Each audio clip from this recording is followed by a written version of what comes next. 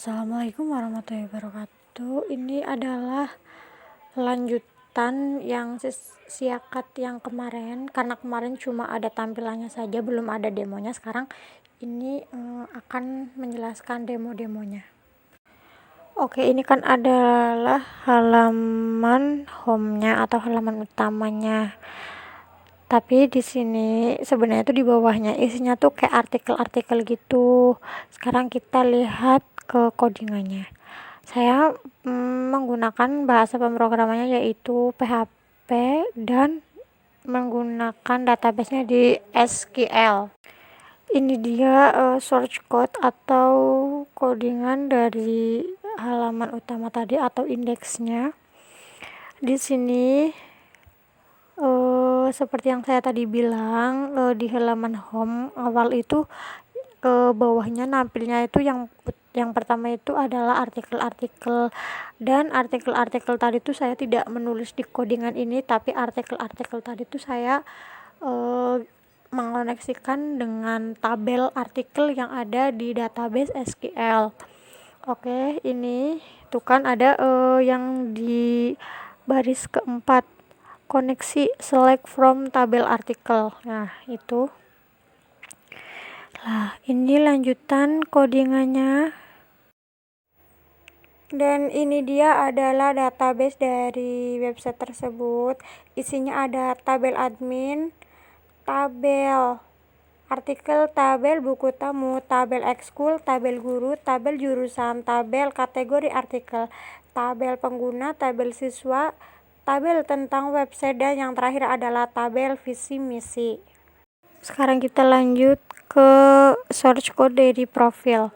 Kalau sudah lihat di video saya yang sebelumnya pasti sudah lihat tampilan dari profil itu seperti apa. Dan ini adalah source code-nya. Di sini nanti saya akan memanggil juga database yang namanya itu tabel tentang website ini. Terus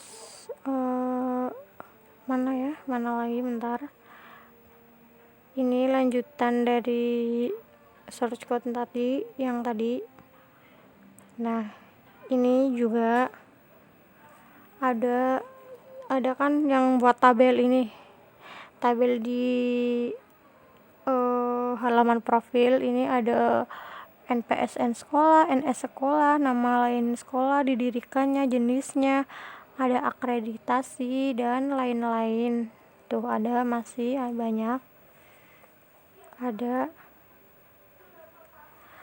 lah, terus ada kayak misalkan sama di bawahnya lagi tuh ada visi misi. Lah, visi misinya itu saya manggil di database. Nah, database-nya tuh ini dia. Nanti di sini ada kan di samping ID ada tentang website. Lah, tentang website itu menjelaskan secara rinci visi misinya, letaknya, sama tujuannya itu ada di sini. Sekarang kita lanjut ke siswa. Di siswa ini akan menunjukkan database tabel siswa yang berisikan ada ID siswa, ada nama, nomor HP, foto, alamat, sama jurusan siswa. Ini bisa dilihat di koneksi SQL di baris keempat. Itu dia. Ini lanjutan dari codingannya. Itu di sini di baris ke-41 di tabel. Nanti akan muncul tabelnya, ada nomor, foto, nama, jurusan, sama alamat siswa. Ini dia lanjutan dari codingan tadi. Dan sekarang ini saya akan menunjukkan database dari siswa. Ini dia adalah database dari siswa. Bisa dilihat ada ID di sini sebagai primary key, terus nama, NIS, jenis kelamin, tanggal lahir, sama tempat lahir, alamat, nomor HP, foto, terus sama jurusan. Sebelum kita masuk ke source code dari data guru. Di sini bisa dilihat desainnya. Ini dia desain dari guru. Ini adalah source code dari data guru. Nanti saya akan memanggil tabel guru yang berisikan ID, nama, alamat, foto, nomor HP, sama mata pelajaran yang diajarkannya. Ini dia lanjutannya. Nanti akan muncul tabelnya di sini. Bisa dilihat kan, ada di baris ke-40. Di sini nanti akan muncul nomor, foto, nama, mata pelajaran, sama alamat. Ini dia lanjutan source code-nya. Dan ini adalah database dari tabel guru, bisa dilihat, dan ID di sini sebagai primary key dari tabel guru tersebut. Sekarang kita masuk ke halaman jurusan. Ini dia desain dari halaman jurusan. Bisa dilihat nanti ada tabel berisikan nomor, nama jurusan, dan nama kaprodi dari masing-masing jurusan. Ini dia source code-nya. Seperti biasa, nanti saya akan memanggil database tabel jurusan yang berisikan tadi ada ID jurusan, terus sama nama jurusan, dan ada nama kaprodi. Nama kaprodi di sini saya akan memanggil ID guru dari tabel guru. Ini lanjutan dari source code-nya. Ini juga. Dan sekarang kita ke SQL atau database dari jurusan tersebut. Di sini jurusan ada ID, nama jurusan, sama kaprodi. Lagi-lagi ID di sini saya jadikan primary key, dan di sini ada 5 jurusan. Tentu di sini juga ada 5 kaprodi. Kaprodinya di sini saya memakai angka karena saya ini memanggil ID guru di tabel guru. Di sini adalah halaman ekskul. Di sini desain dari halaman ekskul tersebut seperti ini kurang lebih ya. Ada nomor, nama ekskul, sama nama pembina. Ini dia source code-nya. Seperti biasa, seperti halaman-halaman yang sebelumnya, yang selalu memanggil database. Di sini juga saya akan memanggil database dari tabel ekskul. Tabel ekskul itu berisi ID ekskul, nama ekskul, terus sama nama pembina. Bisa dilihat, tapi nama pembina saya manggilnya di tabel guru lewat ID guru. Ini lanjutan source code-nya, bisa dilihat. Ini. Dan ini adalah SQL-nya atau database isi dari tabel ekskul. Ini bisa dilihat kan, ada ID, nama ekskul, sama nama pembina. Sekarang kita masuk ke halaman galeri. Ini dia desain dari galeri, kurang lebihnya seperti ini. Dan ini adalah source code dari galeri. Bisa dilihat ini, karena galeri cuma isinya foto-foto aja, jadi cuma kita nambah teksnya paling kegiatan itu apa, terus sama foto. Bisa dilihat kan di sini di baris ke berapa ini, 50 tuh ada IMG, search image, namanya apa, terus naro fotonya itu di mana, ukuran, lebar, tinggi, cuma gitu aja. Sekarang kita ke halaman buku tamu. Bisa dilihat ini desainnya, ada nama, email, sama isi. Ini dia source code dari buku tamu. Bisa dilihat ini. Nanti kalau kita bisa udah ngisi, terus klik kirim, nanti akan memproses dan akan masuk di SQL-nya, di database-nya. Kebetulan saya sudah nyoba, udah ngisi, dan bisa dilihat ini di buku tamu SQL-nya. Saya itu pernah ngisi 3 kali dan isinya tuh cuma ini, mohon maaf, mohon maaf, mohon maaf. Saya nyoba-nyoba dan ternyata masuknya tuh di sini di buku tamu SQL-nya ya, di SQL-nya, di database-nya. Di sini kita masuk ke halaman kontak. Ini dia desain dari kontak. Kurang lebih ya seperti ini. Sekarang kita masuk ke search code-nya.